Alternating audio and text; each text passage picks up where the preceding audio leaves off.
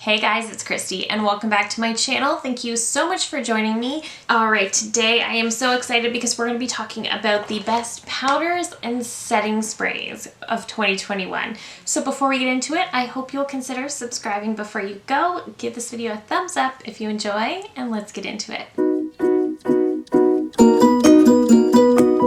Alright, so I didn't try out a ton of powders or a setting spray, so I thought we would put this video together.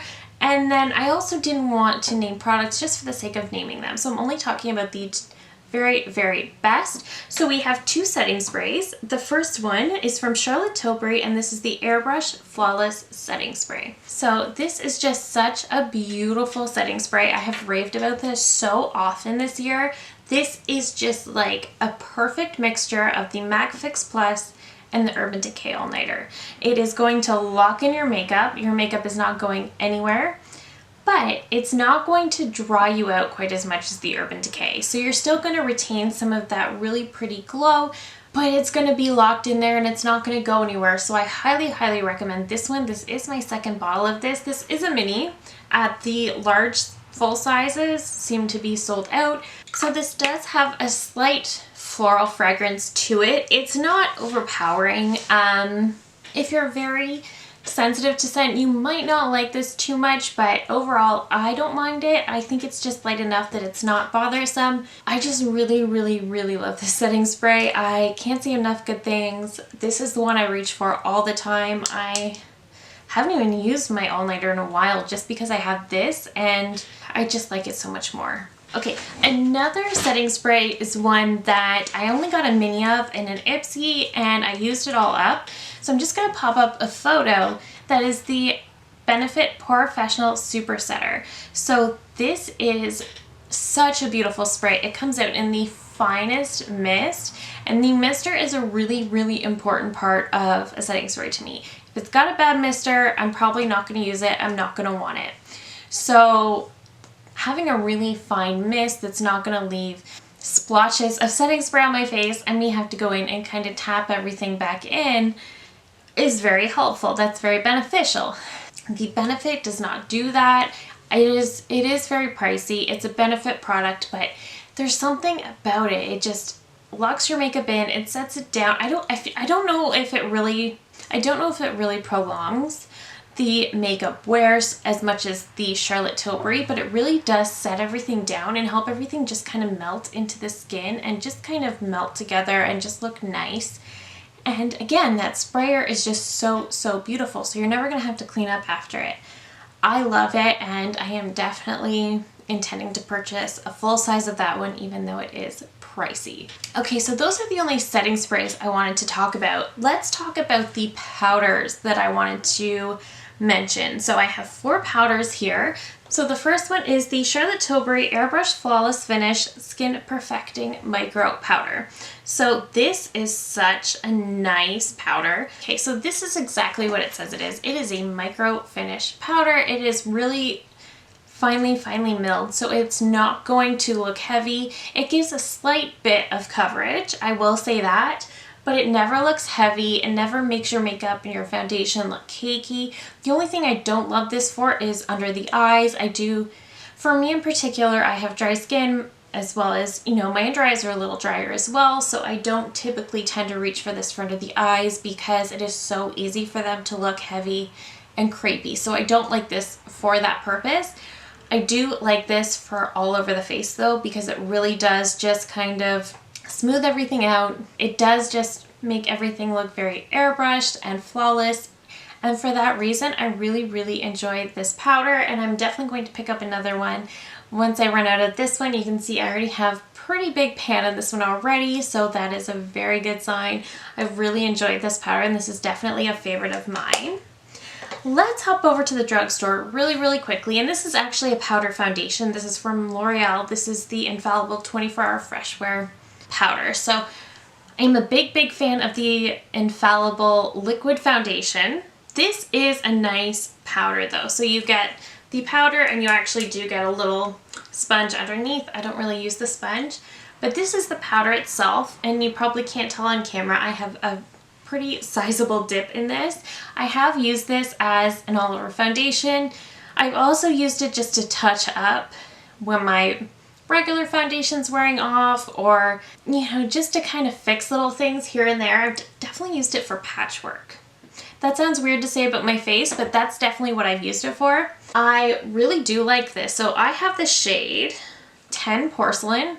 That's perfect for me. I forgot to mention the Charlotte Tilbury. I have one Fair. So this is just a nice product. So as somebody with dry skin, it's not the very, very best to use as an all-over foundation. I do find it a little bit drying. It does cling a little bit. It does look dry. So you do, if you're planning to use it as an all-over foundation, I would definitely recommend really, really hydrating the face. That's the only thing. Just be super, super hydrated. But that's why I do tend to use this as more of a powder. I will use it to set, you know, my T-zone if I need it to last a lot longer. My nose and my chin really don't like to accept product, especially foundation. So I really do find that I really, really need to set those areas really well. And this helps me do that. Plus it gives a little extra coverage for when those spots inevitably wear off. So I've really been enjoying this for that as well. I think this is a great powder. I think this would be a great foundation for somebody with more normal to oily skin. Dry skin, not so much, but if you're dry and you have this, this is amazing to kind of help set and do all of the other things. So I really do like this. All right.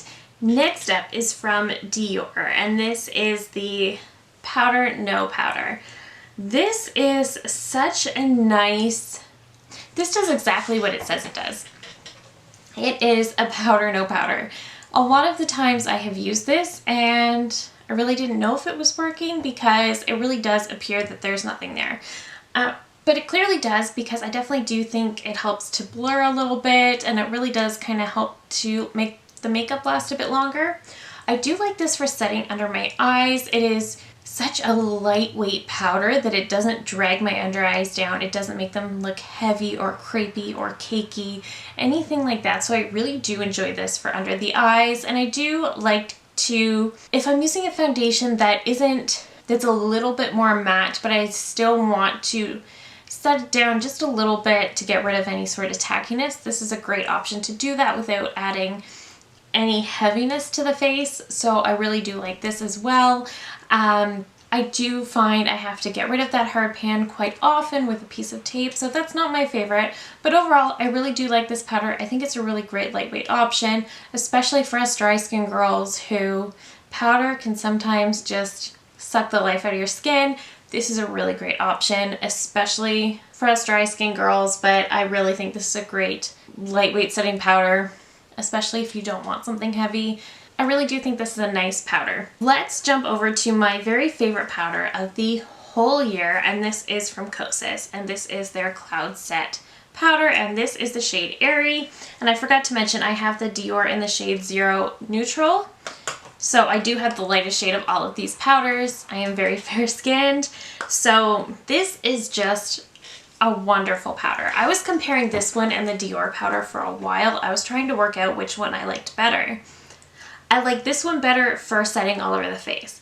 I just think it does more, and I think I can get away with it for setting those more matte foundations. I can use it for setting more dewy foundations. I just feel like it does more, and I can feel it working more, and it doesn't dry me out. So it's beautiful if you have dry skin. The only thing I don't like is using this under the eyes. I do feel like it's a bit, even though it's a really lightweight powder, it's just a little too heavy under my eyes.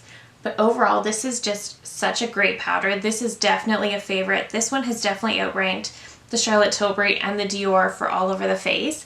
I never thought something would surpass my Charlotte Tilbury, but this one definitely did. I definitely do appreciate this one more.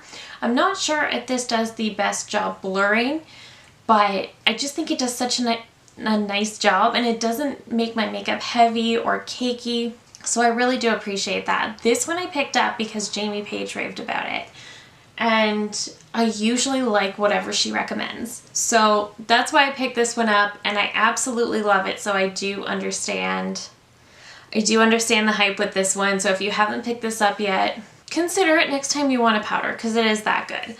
And that is it for today. Thank you so much for watching. I appreciate it so much. If you're new here, I hope you'll consider subscribing before you go. I do upload at least 3 new videos every single week. And that is it for me today. Thank you again so very much for watching, and I will see you in my next one. Bye!